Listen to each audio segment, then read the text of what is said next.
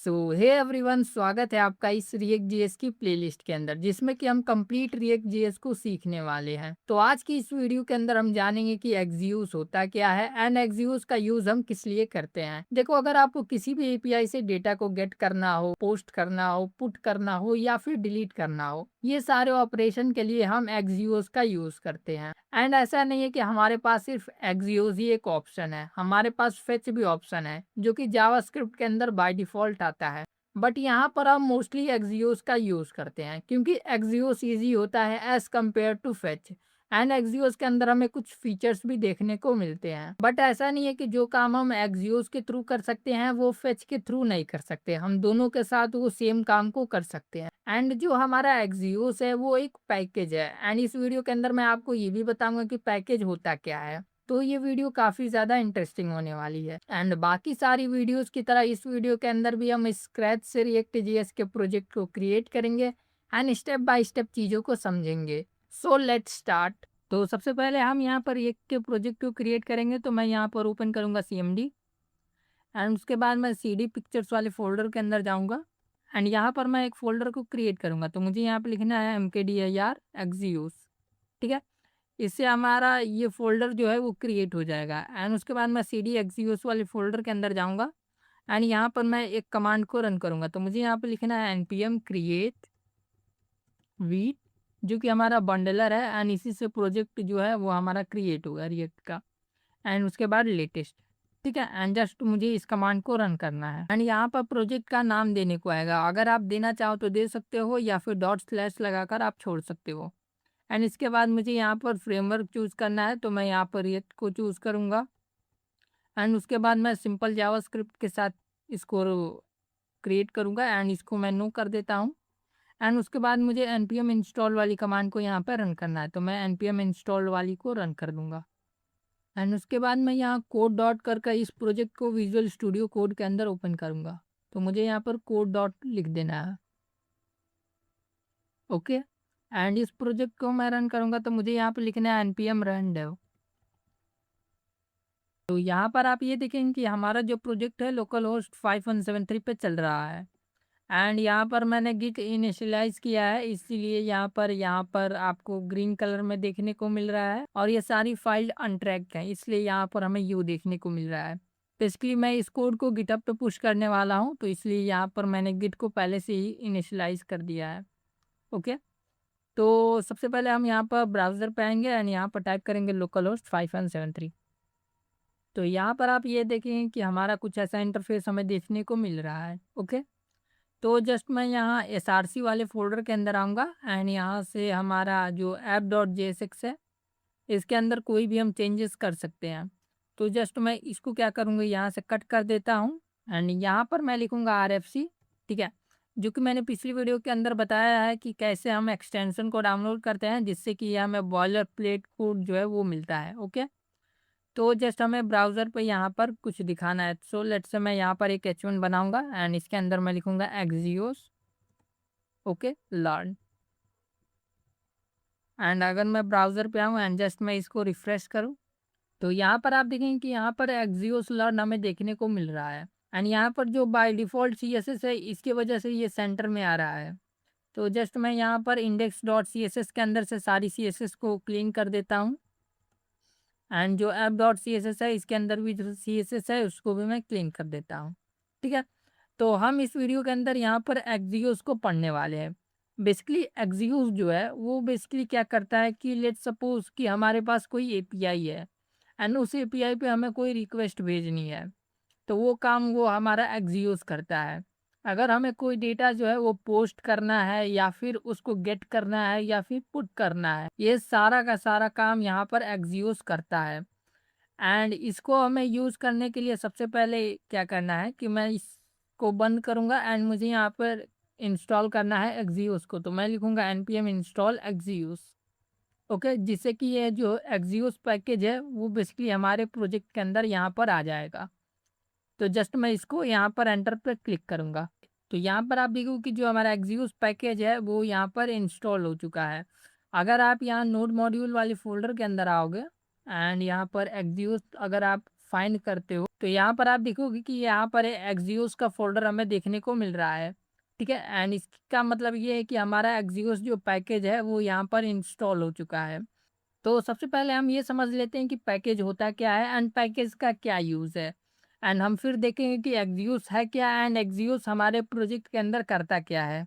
तो पैकेज का मतलब बेसिकली मतलब होता है कोड से ही। ठीक है, अगर कोई पैकेज बोले तो उसका मतलब होता है भाई कि कोड ही बोल रहा है। ठीक है, क्योंकि पैकेज कोड ही होता है। अगर आप यहाँ नोड मॉड्यूल फोल्डर के अंदर भी अगर आओगे आप, तो यहाँ पर अगर आप नोड मॉड्यूल फोल्डर के अंदर आते हो एंड यहाँ पर आप एक्सियोस वाले फोल्डर के अंदर आओगे, तो यहाँ पर आप देखोगे कि यहाँ पर बहुत सारी फाइल्स आपको देखने को मिलेगी। सबसे पहले index.js है, इसके भी अंदर कुछ कोड होगा। तो लेट्स से यहाँ पर आप देखोगे कि ये कोड है। ठीक है, तो इसका मतलब ये है कि जो हमारा पैकेज होता है उसके अंदर भी कोड ही होता है, बट ये जो कोड होता है ये कोई और डेवलपर लिखा होता है। तो लेट्स से ये हमारा ए डेवलपर है जिसने कि कुछ कोड लिखा। ठीक है, एंड इस कोड को उसने एक एनपीएम करके प्लेटफॉर्म है, ठीक है, यहाँ पर इस कोड को यहाँ पर पुश कर दिया, बेसिकली उसको अपलोड कर दिया। एंड ये जो पैकेज है, लेट्स से कि ये पैकेज जो है ये एक्सियोस का ही पैकेज है। उसने एक्सियोस को बनाया एंड उसको यहाँ पर एनपीएम वाली वेबसाइट के अंदर एंड यहाँ जो एनपीएम वाला प्लेटफॉर्म है वहाँ पर उसने इस पैकेज को डाल दिया, कोड को, बेसिकली कोड को डाल दिया। तो ये जो कोड है अब दूसरा डेवलपर जो भी है उसको कुछ काम करना है तो वो इस पैकेज का यूज़ कर सकता है। बी वाले डेवलपर के पास ऑप्शन है या तो वो कोड जो है वो स्क्रैच से लिखे या फिर पैकेज का यूज़ करे। तो जब भी हम किसी और डेवलपर के कोड को यूज़ करते हैं उसको हम पैकेज कहते हैं। तो अगर आपसे कोई ये पूछे कि पैकेज होता क्या है, तो सिंपल सा मतलब है भाई कि कोई डेवलपर है जिसने कि कुछ कोड लिखा एंड उसको उसने किसी प्लेटफॉर्म पे अपलोड कर दिया, जैसे कि हमारे पास एनपीएम है। ओके, एंड वहाँ से हम उस कोड को लाते हैं, उसी चीज़ को हम पैकेज कहते हैं। ठीक है, अगर हम एनपीएम की वेबसाइट से कुछ कोड ला रहे हैं तो वो हमारा एक पैकेज है। ठीक है, तो यहाँ पर हम बात कर रहे हैं एक्सियोस पैकेज की। तो लेट्स से कि अगर मैं यहाँ बात करें हम यहाँ पर एक्सियोस की, तो यहाँ पर एक्सियोस बेसिकली एक पैकेज है। ठीक है, इसका यूज़ होता है बेसिकली हम किसी लेट्स से कि हमारे पास कोई यूआरएल है, उस यूआरएल पे हमें रिक्वेस्ट भेजनी है। तो सबसे पहले हम रिक्वेस्ट भेजने के लिए एक्सियोस का यूज़ करते हैं। ये रिक्वेस्ट बहुत टाइप्स की होती हैं, आपने एचटीटीपी रिक्वेस्ट के बारे में पढ़ा होगा। Let's say HTTP requests. ठीक है, इसके अंदर बहुत सारी रिक्वेस्ट होती है, जैसे कि हमारे पास गेट होती है। तो अगर मैं यहाँ पर लिखूँ तो हमारे पास गेट रिक्वेस्ट होती है, हमारे पास पोस्ट रिक्वेस्ट होती है। ठीक है, हमारे पास पुट रिक्वेस्ट होती है और यहाँ पर डिलीट रिक्वेस्ट होती है। ये 4 तरह की रिक्वेस्ट हमारे पास होती है। ठीक है, अगर हमें कुछ गेट करना है, बेसिकली लेट्स से कि ये हमारा कोई यूआरएल है। ठीक है, लेट्स से कि यहाँ पर google.com है। ठीक है, तो यहाँ पर हमें सिंपल सा कोई रिक्वेस्ट भेजना है, तो यहाँ पर हम गेट का यूज़ करेंगे। और ये जो सर्वर है गूगल का, ठीक है, अगर हमें कोई डेटा है जो कि गूगल की वेबसाइट पे पोस्ट करना है, लेट्स से कि हमने यहाँ पर अपना इमेज को अपलोड कर रहे हैं या फिर हम कोई फॉर्म के अंदर डेटा दे रहे हैं, तो वो पोस्ट हम करते हैं। तो अगर हमें वो करना है तो हम पोस्ट का यूज़ करेंगे। ठीक है, पुट का मतलब होता है कि भाई कोई चीज़ है सर्वर पे, हमें उसको अपडेट करना है तो हम पुट का रिक्वेस्ट करेंगे। एंड अगर डिलीट का मतलब होता है कि सर्वर पर कोई डेटा है जिसको हमें डिलीट कर, हम डिलीट वाली रिक्वेस्ट को यूज़ करते हैं। ठीक है, तो एक्सियोस भी हमारा वही काम करता है। ठीक है, एक्सियोस हम रिएक्ट के अंदर यूज़ करते हैं एंड बैकएंड के अंदर भी यूज़ होता है। ठीक है, तो हमें एक्सियोस के बारे में पढ़ना है। तो एंड जो काम आप एक्सियोस से कर सकते हो वो काम आप फेच के थ्रू भी कर सकते हो। ठीक है, फेच जो है वो जावास्क्रिप्ट के अंदर डिफ़ॉल्ट होता है। ठीक है, ये जावास्क्रिप्ट के अंदर डिफ़ॉल्ट होता है। ठीक है, एंड जो एक्सियोस है ये बेसिकली पैकेज है, इसको हम किसी प्लेटफॉर्म से लाते हैं एंड ये प्लेटफॉर्म क्या है, हमारा एनपीएम है। ठीक है, तो फेच के थ्रू भी आप कर सकते हो, बट इसके अंदर आपको क्या करना पड़ता है कि जो हमारी बॉडी से रिस्पॉन्स आता है उसको आपको जेसन के अंदर करना पड़ता है, बट एक्सियोस के अंदर वो चीज़ हमें नहीं करनी। एंड एक्सियोस के थ्रू रिक्वेस्ट को गेट करना, पोस्ट करना, पुट करना काफ़ी ज़्यादा इजी होता है एज़ कम्पेयर टू फेच। तो हम यहाँ पर एक्सियोस का भी यूज़ करके देखेंगे एंड साथ ही साथ हम फेच का भी यूज़ करके देखेंगे। तो चलो अब हम देखते हैं। तो हमने यहाँ पर एक्सियोस जो पैकेज है उसको इंस्टॉल कर लिया है। तो हमने सिंपल सा कमांड को रन किया था जो था npm इंस्टॉल एक्सियोस, ठीक है। एंड जो हमारा फेच है वो बाय डिफ़ॉल्ट आता है जावास्क्रिप्ट के अंदर, तो हमें उसको इंस्टॉल करने की ज़रूरत नहीं पड़ती। तो यहाँ पर हम उस चीज़ को करने वाले हैं, ठीक है। तो हमें सबसे पहले क्या करना है कि हमें लेट्स से कि यहाँ पर कुछ प्लेटफ़ॉर्म होते हैं, जो कि हमें एपीआई देते हैं, ठीक है। एंड जिस पे कि हम रिक्वेस्ट भेज सकते हैं। तो ऐसे ही एक वेबसाइट है हमारे पास लॉरेम, ठीक है। अगर आप लॉरेम एपीआई सर्च करोगे, तो यहाँ पर आपको ये वेबसाइट हमें देखने को मिलेगी, ठीक है, लॉरेम एपीआई। एंड यहाँ पर आपको एक एंड पॉइंट देखने को मिलेगा यहाँ पर रेस्ट के लिए। अगर आप ग्राफक्यूएल यूज़ करते हो तो ये सारी यूज़ कर सकते हो। एंड हमें यहाँ पर रेस्ट से मतलब है, तो जस्ट मैं इस एपीआई को कॉपी कर लूँगा, ठीक है। एंड इसी एपीआई पे हम रिक्वेस्ट भेजने वाले हैं और कुछ डेटा मंगाने वाले हैं। तो अगर हमें सर्वर से कुछ डेटा मंगाना है तो हम गेट का यूज़ करते हैं। एंड आपने पिछली वाली वीडियो नहीं देखी कंपोनेंट लाइफ साइकिल वाली, जिसमें कि मैंने component life cycle use effect के बारे में बताया था, तो प्लीज़ वो वीडियो ज़रूर देख लेना। अगर नहीं देखोगे तो इस वीडियो के अंदर जो चीज़ें मैं करने वाला हूँ वो शायद आपको समझ में ना आए, ठीक है। इसलिए पिछली वीडियो को ज़रूर देख लेना। तो मैं यहाँ पर एक वेरिएबल बनाऊँगा const URL equal to, and इसके अंदर जो मैंने यहाँ पर कॉपी किया था उसको मैं यहाँ पर पेस्ट कर दूंगा। एंड इसको मैं स्ट्रिंग के अंदर रख लूँगा, ओके। तो ये हमारा हो गया। एंड उसके बाद मैं यहाँ पर क्या करूँगा कि मैं यहाँ पर यूज़ इफ़ेक्ट बनाऊँगा, या फिर मैं एक फंक्शन बनाता हूँ। सबसे पहले तो मुझे लिखना है कॉन्स्ट, हम यहाँ पर डेटा फेच करने वाले हैं, तो मैं यहाँ पर फंक्शन का नाम रखूँगा डेटा फेच, ठीक है। तो ये हमारा एक फंक्शन होने वाला है, तो जस्ट मैं इसको यहाँ पर एरो फंक्शन बनाऊँगा, ठीक है। एंड इसके अंदर मैं क्या करूँगा कि मैं इसको बना दूँगा असिंक, ठीक है, असिंक का वेट। एंड यहाँ पर मैं लिखूँगा कॉन्स्ट डेटा, ठीक है। एंड इस डेटा के अंदर मैं क्या करूँगा कि मैं यहाँ पर करूँगा एक्सियोस डॉट गेट, ठीक है। तो यहाँ पर आप देखोगे कि जो हमारा एक्सियोस है वो यहाँ पर इम्पोर्ट हो चुका है। एंड यहाँ पर मैं अवेट लगा दूंगा, ठीक है। जब तक ये रिक्वेस्ट से कुछ रिस्पॉन्स नहीं आएगा तब तक यहाँ पर वेट करेगा, ठीक है। एंड इस गेट के अंदर मैं क्या करूँगा कि जो भी मेरा यूआरएल है मैं उसको दे दूँगा। एंड जो भी मेरा डेटा आएगा तो मैं उसको कंसोल करा लूँगा। तो मुझे यहाँ पर लगा देना है कंसोल डॉट लॉग एंड यहाँ पर डेटा, ठीक है। एंड अगर मैं यहाँ ब्राउज़र पे आऊँ, सो एंड इस प्रोजेक्ट को मैं रन करूँगा सबसे पहले, ठीक है। मैंने रन नहीं किया था इसलिए यहाँ पर ये बंद हो चुका है। बट यहाँ पर हम एक मिस्टेक कर रहे हैं। वो मिस्टेक क्या है, अगर आपने पिछली वीडियो देखी होगी तो आपको ज़रूर समझ में आ रहा होगा, ठीक है। हमें इसको एक ही बार कॉल करना है जब हमारा पेज जो है वो यहाँ पर आएगा, ठीक है। तो बेसिकली हम माउंटिंग के समय चीज़ को कराना चाहते हैं, तो मैं यहाँ पर लिखूँगा यूज़ इफ़ेक्ट। तो मुझे यहाँ पर लिखना है यूज़ इफ़ेक्ट एंड यहाँ पर मैं यूज़ इफ़ेक्ट स्निपेट का यूज़ करूँगा। एंड इसके अंदर मैं क्या करूँगा कि जो भी मेरा डेटा फेच वाला है उसको मैं कॉल कर दूंगा। तो मुझे यहाँ पर लिखना है डेटा फेच फंक्शन को, ठीक है। एंड यहाँ डिपेंडेंसी के अंदर मैं इसको क्लियर कर दूंगा, यहाँ पर एक ब्लैंक एरे दे दूंगा, ठीक है। एंड जस्ट मैं इसको रिफ्रेश करूंगा तो ये एपीआई हमें यहाँ पर कोड्स का एरर दे रही है, ठीक है। बेसिकली ये बैकएंड की तरफ से एरर आ रहा है, तो हम यहाँ पर कोई दूसरी एपीआई का यूज़ करने वाले हैं।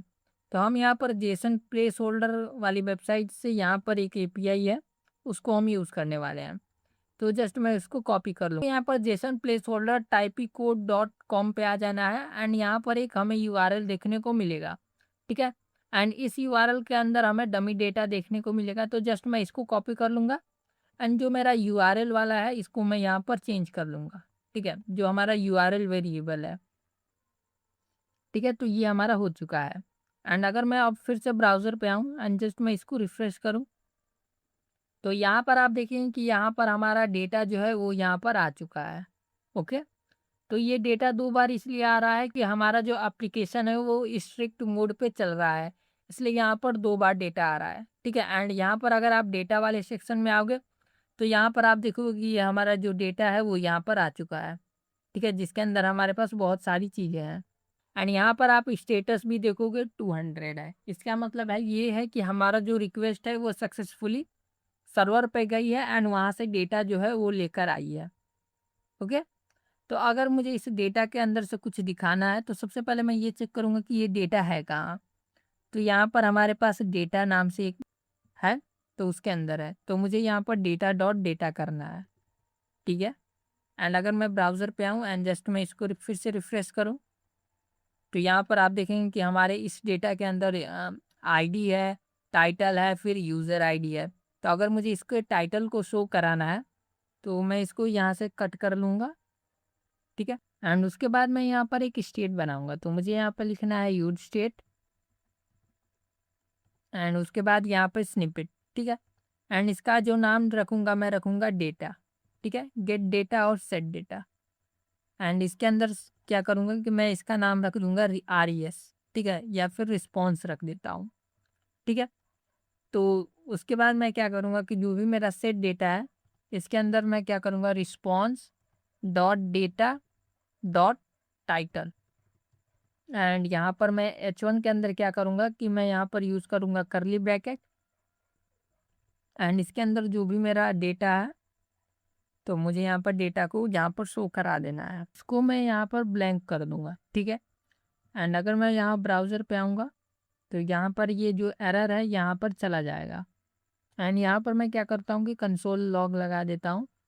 तो मुझे यहाँ पर क्या करना है कि response dot data dot title, यहाँ पर टाइटल में डबल टी नहीं है शायद। ठीक है, तो अगर मैं ऐसा करूँ तो यहाँ पर आप देखेंगे कि जो हमारा टाइटल है ये यहाँ पर आ चुका है। ठीक है, एंड यहाँ पर जो हमारा टाइटल है वो यहाँ पर शो भी हो रहा है। ठीक है, हमने यहाँ पर डबल की दे दिया इसलिए यहाँ पर अनडिफाइंड आ रहा था। ठीक है, तो ये हमारा एक्सियोस के थ्रू हम डेटा को गेट करते हैं। ठीक है, एंड इसी तरह हमारे पास पोस्ट मेथड भी होता है जिससे कि हम डेटा को पोस्ट करते हैं। तो यहाँ पर गेट की जगह पे पोस्ट हो जाता है एंड जो भी हम देना चाहें उसको हम दे सकते हैं। लेट्स से मैं आपको करके दिखाता हूँ, तो मैं जस्ट इसको यहाँ से हटाऊँगा एंड मैं यहाँ पर क्या करूँगा कि मैं यहाँ पे लिखूँगा पोस्ट। ठीक है, एंड जो हमारा पोस्ट है, पोस्ट के अंदर क्या होता है कि हमारे पास सबसे पहले यहाँ पर URL होता है एंड URL के बाद एक करली ब्रैकेट हम लगाते हैं एंड इसके अंदर हम बता देते हैं कि हमारा कौन कौन सा जो डेटा है वो यहाँ पर पोस्ट होता है। यहाँ पर एक टाइटल बना सकते हो। ठीक है, जो हमारा टाइटल है लेट्स सी कि हमारे पास जिम नाम से है। ठीक है, हमारे पास एक और है जो कि एज है एंड एज लेट्स से कि हमारे पास 20 है। तो ये हमारा डेटा हो चुका है एंड यहाँ पर हम पोस्ट डेटा कर रहे हैं। ओके, एंड यहाँ पर मैं क्या करूँगा कि मुझे यहाँ पर एक कंसोल लगा लेना है, तो कंसोल डॉट लॉग एंड जो भी हमारा रिस्पॉन्स आएगा उसको मैं यहाँ पर प्रिंट करा लूँगा। बट यहाँ पर हमें सबसे पहले इस URL को चेंज करना है क्योंकि हम यहाँ पर गेट वाले URL का यूज़ कर रहे हैं। अगर हमें पोस्ट वाला करना है तो हम यहाँ पर वो भी कर सकते हैं। तो लेट्स से इसको मैं पोस्ट वाले पर क्लिक करूँगा एंड इसको मैं यहाँ से कॉपी कर लूँगा। ठीक है, आऊँगा एंड जस्ट मैं एंड यहाँ पर मैं कोड एडिटर के अंदर इस URL को हटाकर इसको मैं पेस्ट कर दूँगा। एंड अगर मैं ब्राउज़र पे आऊँ एंड जस्ट मैं इसको रिफ़्रेश करूँ तो यहाँ पर आप देखेंगे कि यहाँ पर 201 हो चुका है। बेसिकली जो हमने डेटा यहाँ पर पोस्ट किया है वो यहाँ स्लैश पोस्ट वाले पे जाकर चला गया है। अगर आप यहाँ पर देखोगे कि तो हमारा एज जो है वो 20 है, टाइटल हमने जो जिम दिया था वो है। ठीक है, तो इस तरीके से हम यहाँ पर डेटा को पोस्ट करते हैं। तो हमने क्या किया कि हमने एक्सियोस डॉट पोस्ट लिखा, उसके बाद हमने URL दिया एंड करली ब्रैकेट के अंदर हमने यहाँ पर जो डेटा हमारा है उसको हमने यहाँ पर दे दिया है। अगर आप यहाँ पर स्टेट को भी देना चाहो तो वो भी आप दे सकते हो, अगर आपके स्टेट के अंदर कोई डेटा है तो। लेट्स से अब मेरे स्टेट के अंदर बेसिकली जो हमारा डेटा वाली स्टेट है जो कि है उसको मैं यहाँ पर पास करूँगा एंड इस डेटा वाली स्टेट के अंदर लेट्स से कि हमारे पास लॉरेन पिक्सल लिखा हुआ है।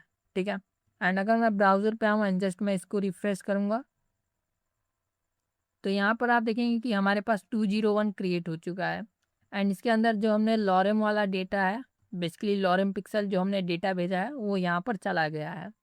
ठीक है, तो इस तरीके से हम डेटा को पोस्ट करते हैं। तो हमें सिंपली एसिंक अवेट का यूज़ करना है।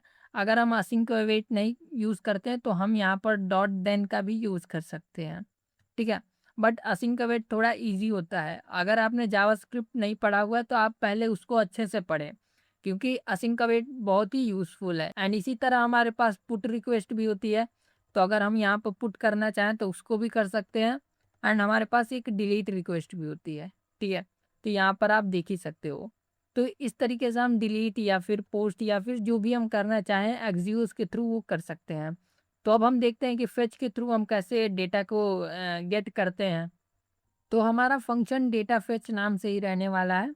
एंड मैं यहाँ पर यूआरएल को चेंज करूँगा, ठीक है। तो जस्ट मैं यहाँ पर पोस्ट जो है इसको हटा दूंगा एंड नीचे आऊँगा तो यहाँ पर जो हमें एपीआई देखने को मिल रही है, जस्ट मैं इसको कॉपी कर लेता हूँ। एंड यहाँ पर आप देखोगे कि ये भी फेच के थ्रू किया गया है, ठीक है। तो मैं यहाँ पर इस यूआरएल को चेंज कर लेता हूँ सबसे पहले, क्योंकि हम यहाँ पर डेटा जो है वो पोस्ट नहीं करने वाले, ठीक है। हम यहाँ पर डेटा को गेट करने वाले हैं। मैं यहाँ पर एक वेरिएबल बनाऊंगा कॉन्स्ट रिस्पॉन्स, ठीक है। एंड इस रिस्पॉन्स के अंदर मैं यूज़ करूँगा फेच का। एंड इस फेच के अंदर हमारा जो यूआरएल है वो होने वाला है, ठीक है। एंड यहाँ पर मैं अवेट लगा दूंगा, जिससे कि ये रिस्पॉन्स आने तक वेट करेगा। एंड जो हमारा रिस्पॉन्स है उसको हमें क्या करना है कि जेसन के अंदर कन्वर्ट करना है, जो कि हम एक्सक्यूज के अंदर नहीं करते। अगर हम फेच का यूज़ कर रहे हैं तो हमें इस डेटा को सबसे पहले जेसन के अंदर कन्वर्ट करना पड़ता है, तभी हम इस डेटा को शो कर सकते हैं। तो अगर मैं यहाँ पर इसको जेसन के अंदर ना कन्वर्ट करूँ, सिंपल सा कंसोल लगाऊं, तो अगर मैं यहाँ पर कंसोल डॉट लॉग रिस्पॉन्स करूँगा एंड अगर मैं ब्राउज़र पे आऊँ, ठीक है, एंड जस्ट मैं इसको रिफ्रेश करूँगा तो यहाँ पर आप देखेंगे कि सबसे पहले यहाँ पर बोल रहा है डेटा इज़ नॉट डिफाइंड, ठीक है। तो यहाँ पर इस कंपोनेंट के अंदर हमने डेटा वाली स्टेट को लगाया था, तो जस्ट मैं यहाँ पर इसको हटा दूंगा, ठीक है। एंड फिर से मैं रिफ्रेश करूँ तो यहाँ पर आप देखेंगे कि हमारा जो रिस्पॉन्स है यहाँ पर हमें देखने को मिल रहा है। बट इस डेटा को हम यूज़ नहीं कर सकते, क्योंकि हमें सबसे पहले इसको जेसन के अंदर कन्वर्ट करना पड़ता है। तो हमें क्या करना है कि मैं यहाँ पर कंसोल डॉट लॉग हटा दूंगा एंड मैं यहाँ पर बनाऊंगा कॉन्स्ट डेटा नाम से। एंड इस डेटा के अंदर मैं क्या करूँगा, रिस्पॉन्स डॉट जेसन कर दूंगा, ठीक है। एंड यहाँ पर अवेट का यूज़ करूँगा, ठीक है। तो हमारा रिस्पॉन्स होने से पहले यहाँ पर अवेट हमें लगा देना है, ठीक है। एंड उसके बाद अगर मैं कंसोल डॉट लगाऊँ डेटा को,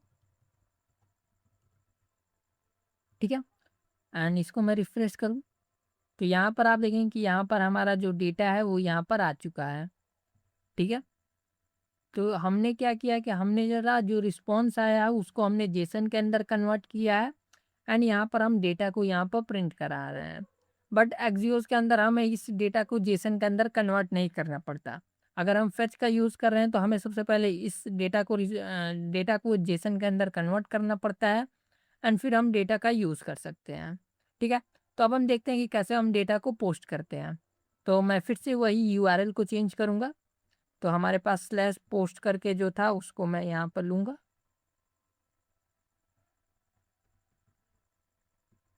ठीक है। एंड मैं यहाँ पर जो हमारा यूआरएल है उसको मैं यहाँ पर चेंज कर दूँगा। एंड ये जो हमने यहाँ पर ये डेटा को जेसन के अंदर किया था, जस्ट मैं इसको कट कर दूँगा। एंड जो हमारा यूआरएल है, यूआरएल के बाद मैं कॉमा दूँगा और कर्ली ब्रैकेट का यूज़ करूँगा। एंड इसके अंदर सबसे पहले मुझे यहाँ पर मेथड लिखना है, ठीक है। तो अगर मैं मेथड लिखूँ एंड ये हमारा ऑब्जेक्ट होने वाला है, ठीक है। तो मेथड के अंदर मैं यहाँ पर सिंगल कोट के अंदर लिखूँगा पोस्ट, ठीक है। उसके बाद हम यहाँ पर हेडर्स देते हैं, ठीक है। तो मैं हेडर्स दूंगा एंड हेडर्स के अंदर मैं लिखूँगा कंटेंट टाइप एंड यहाँ पर कंटेंट टाइप, ठीक है। एंड कंटेंट टाइप के अंदर हमें यहाँ पर एप्लीकेशन स्लैश जेसन देना है, तो मुझे यहाँ पर लिखना है application slash Jason, okay. And इसके बाद जो हमारा डेटा है वो होने वाला है, तो मैं जस्ट यहाँ पर लिखूँगा बॉडी एंड बॉडी के अंदर हमारा डेटा होने वाला है। तो यहाँ पर सबसे पहले मुझे यहाँ पर जेसन लिखना है, ठीक है, जेसन डॉट स्ट्रिंगिफाई। तो हमें सबसे पहले अपनी डेटा को स्ट्रिंगी के अंदर कन्वर्ट करना पड़ता है एंड फिर हम डेटा को भेज सकते हैं। तो मुझे यहाँ पर डेटा डॉट स्ट्रिंगिफाई करना है एंड इसके अंदर मैं कर्ली ब्रैकेट का यूज़ करूँगा एंड इसके अंदर मैं जो भी डेटा देना चाहूँ, लेट्स से टाइटल, तो टाइटल के अंदर लेट्स से अमन है फिर यहाँ पर एज है, तो मुझे यहाँ पर एज लिखना है एंड एज है लेट्स से 20।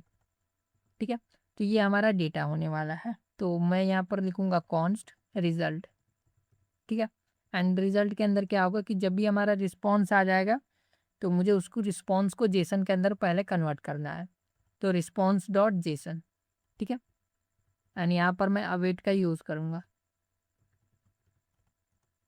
तो सबसे पहले क्या होगा कि हमने यहाँ पर बता दिया कि हमारा जो मेथड है वो पोस्ट होने वाला है, एंड वहीं पर हम एक्सियोस के अंदर डॉट पोस्ट लिख देते थे, बट यहाँ पर हमें मेथड के अंदर बताना पड़ता है। उसके बाद हमारे पास हेडर्स है, हेडर के अंदर हमें कंटेंट टाइप देना है, तो हमें यहाँ पर एप्लीकेशन स्लैश जेसन देना है। एंड उसके बाद हमारे पास बॉडी है। ठीक है, बॉडी के अंदर हमारे पास डेटा होता है, तो बॉडी के अंदर डेटा डालने से पहले हमें इसको स्ट्रिंगिफाई के अंदर कन्वर्ट करना पड़ता है, एंड उसके बाद हम इस डेटा को पोस्ट करते हैं। तो अगर मैं यहाँ ब्राउज़र पे आऊँ एंड जस्ट मैं इसको रिफ़्रेश करूँ एंड यहाँ पर मैं रिज़ल्ट को भी प्रिंट करा लेता हूँ, तो मुझे यहाँ पर लगाना है console dot log end result. Okay, तो अगर मैं फिर से रिफ़्रेश करूँ यहाँ पर, तो यहाँ पर आप ये देखेंगे कि हमारा जो डेटा है वो यहाँ पर आ चुका है, और ये जो डेटा है वो यहाँ पर पोस्ट भी हो चुका है। क्योंकि अगर हम यहाँ पर रिस्पॉन्स को प्रिंट कराएं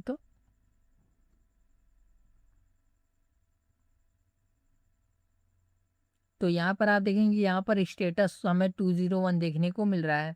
इसका मतलब है कि यहाँ पर जो हमने डेटा पोस्ट किया है वो यहाँ पर क्रिएट हो चुका है, एंड 201 का मतलब होता है कि हमने कोई नया डेटा जो है वो हमने सर्वर पे भेजा है। तो उधर से सक्सेस का अगर होता है तो हमारे पास 201 आता है, एंड अगर कोई एरर आता है तो हमारे पास 500 या फिर 400 जैसी चीज़ें आती हैं।